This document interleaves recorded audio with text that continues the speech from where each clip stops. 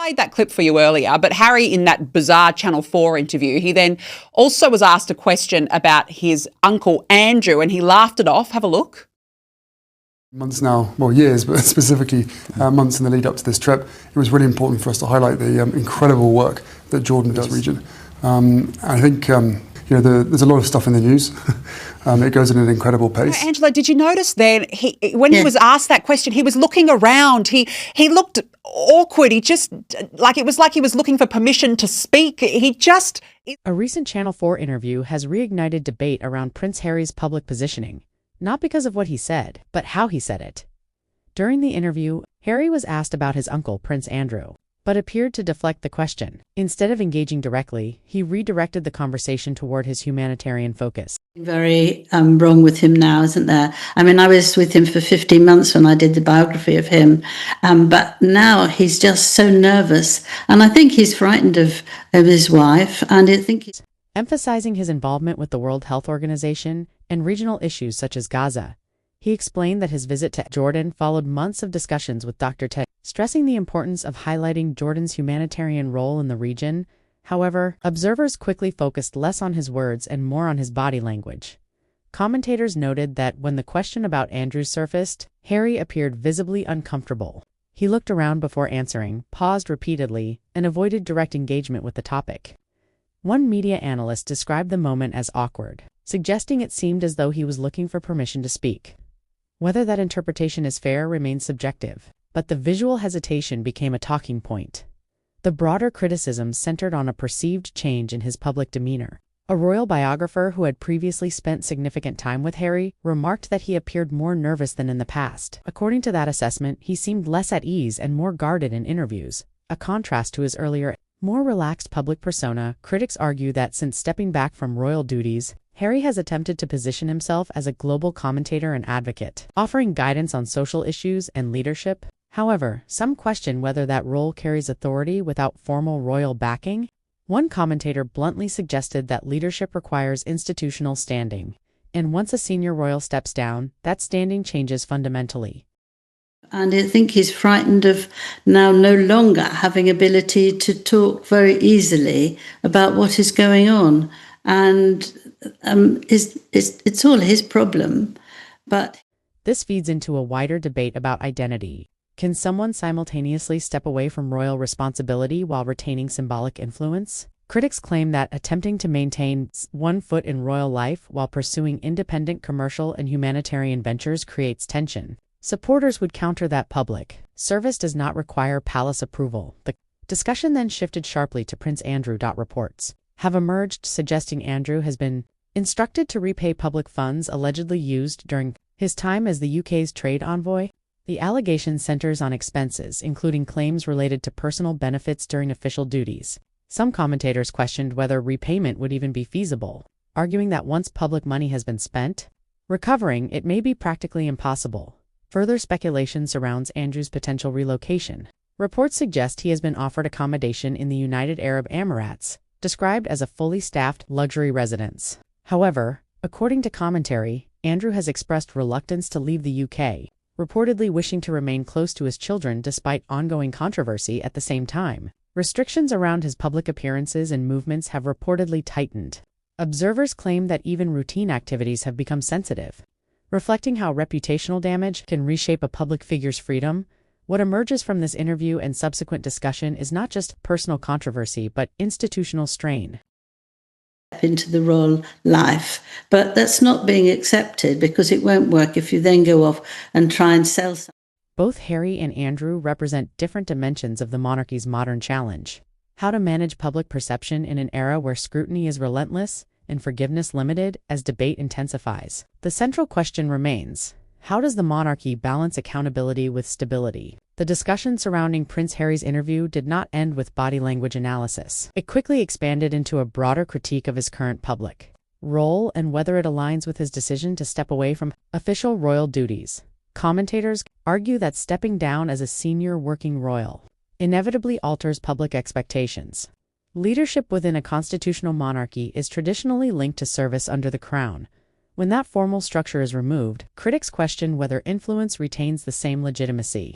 In the Channel 4 exchange, some analysts suggested that Harry appears caught between two identities, no longer a working royal, yet still perceived globally through a royal lens. This perceived tension fuels criticism that attempts to maintain moral authority while operating independently may create confusion. According to some voices in the debate, leadership is defined not just by visibility but by institutional responsibility. Once that responsibility ends, they argue, the platform changes fundamentally. However, others would counter that public advocacy is not exclusive to official titles. Many global figures operate without formal state roles, yet influence international discourse. The question, therefore, becomes less about entitlement and more about consistency, whether the messaging aligns clearly with the chosen path. Meanwhile, Prince Andrew's situation presents a different, yet equally sensitive dimension of reputational crisis. Reports that Andrew has been instructed to repay taxpayer funds allegedly spent during his tenure as the UK's trade envoy have intensified scrutiny. The claims reference expenditures described by commentators as personal in nature. While no formal legal ruling has been presented within this discussion, the perception alone has reignited public frustration about accountability and privilege. Analysts point out that the reputational damage surrounding Andrew has already led to the removal of military affiliations and public patronages in the past. The possibility of further financial consequences underscores the monarchy's ongoing effort to distance itself from controversy while maintaining constitutional balance. Speculation regarding Andrew's potential relocation to the United Arab Emirates adds another layer of complexity. According to commentary, a substantial residential offer has reportedly been made available to him abroad. Described as a fully staffed luxury property, the offer suggests an opportunity for privacy and distance from UK media scrutiny, yet reports indicate hesitation. Remaining in the UK would allow Andrew proximity to his family, particularly his children. Leaving could signal retreat or relief from relentless attention. The decision, if ever made, would carry symbolic weight either way. Observers also note reported limitations placed on Andrew's public activity. Whether informal or structured, the impression is of a significantly narrowed public presence. Even routine appearances have become contentious. Reflecting how reputational crises reshape visibility, taken together, the situations involving Harry and Andrew highlight two different challenges confronting the monarchy. One represents departure and redefinition. The other reflects consequence and containment. Both raise questions about accountability, privilege, and the evolving expectations placed upon public figures associated with the crown. What becomes increasingly clear is that the monarchy operates within a fragile equilibrium. Public trust depends not only on tradition but on visible standards of responsibility. In a media environment that magnifies every gesture and every pause, perception becomes almost as powerful as policy as scrutiny continues. Attention now turns to how the institution navigates these parallel narratives, one rooted in independence, the other in damage control, without destabilizing the broader structure it seeks to protect. As debate intensified following the Channel 4 interview, attention shifted from individual personalities to the broader institutional consequences. For the monarchy itself, critics argue that the recurring public controversies surrounding Prince Harry and Prince Andrew are not isolated events but part of a larger reputational challenge. In a constitutional monarchy, perception carries significant weight. Public confidence is not maintained solely through tradition, but through consistency, accountability, and clarity of role. When those elements appear blurred, questions naturally follow. In Harry's case, commentators suggest that the difficulty lies in defining his position. Having stepped back from official royal duties, he now operates independently. Yet global media coverage continues to frame him within a royal context. That duality creates tension. When he speaks on international matters, whether about global health initiatives or humanitarian crises, audiences inevitably interpret his words through the lens of his former status. Some analysts believe this dynamic places him in an uncomfortable position. If he avoids commenting on family matters, critics accuse him of evasion. If he addresses them, he risks reigniting controversy. During the Channel 4 interview, when asked about his uncle Andrew, his visible discomfort was interpreted by some as uncertainty about boundaries, what he can say, what he should say, and what consequences might follow. This highlights a central dilemma. Once someone leaves a formal institution, how much responsibility do they retain for its internal controversies? On the other side of the debate, Prince Andrew's circumstances represent a different form of institutional strain. Reports that he may be required to repay public funds, allegedly used during his tenure as trade envoy, have sharpened calls for accountability. Whether repayment is legally enforceable or not, public perception remains critical. Allegations involving taxpayer money inevitably provoke strong reactions. Goes out of the area and they don't want him to smile. I think that's a bit sort of, you can't stop somebody smiling, and actually he needs to. Commentators have expressed skepticism about the practicality of recovering previously spent funds, describing it as symbolic rather than actionable. Yet symbolism matters.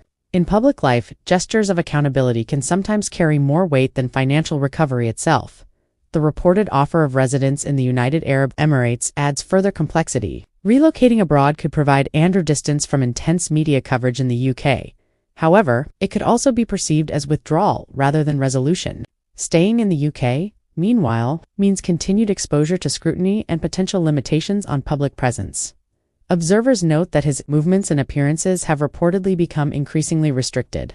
The suggestion that even routine activities, such as riding publicly, may draw criticism reflects how dramatically circumstances have shifted. For public figures whose identities were once defined by ceremonial duty and visibility, enforced quiet can feel like a profound transformation together. These two narratives, Harry redefining his path and Andrew navigating containment, create a challenging environment for the monarchy's leadership. Commentators have suggested that King Charles and Prince William may need to implement structural adjustments to protect institutional stability. While specific measures are not outlined, the implication is clear. Public dissatisfaction cannot be ignored indefinitely. At the heart of the issue lies a broader question about modern monarchy. In an era of rapid news cycles and constant digital commentary, reputational damage spreads quickly. Silence can be interpreted as avoidance. Statements can be dissected word by word. There is little room for ambiguity.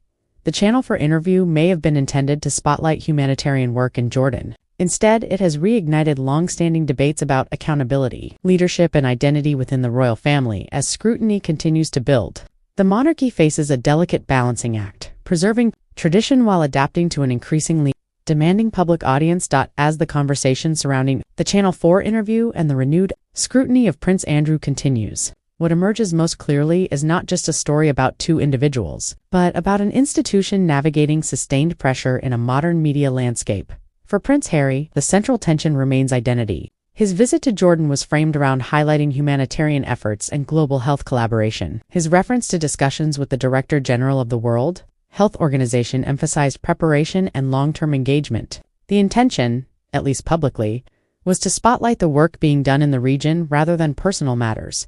Yet the pace of modern news cycles rarely allows a single focus to remain untouched. A question about family, specifically about his uncle Andrew, shifted the tone instantly. Observers pointed to his visible discomfort and brief laughter as signs of unease. Whether that reaction reflected frustration, fatigue, or a desire to avoid distraction is open to interpretation. But in public life, interpretation often becomes reality.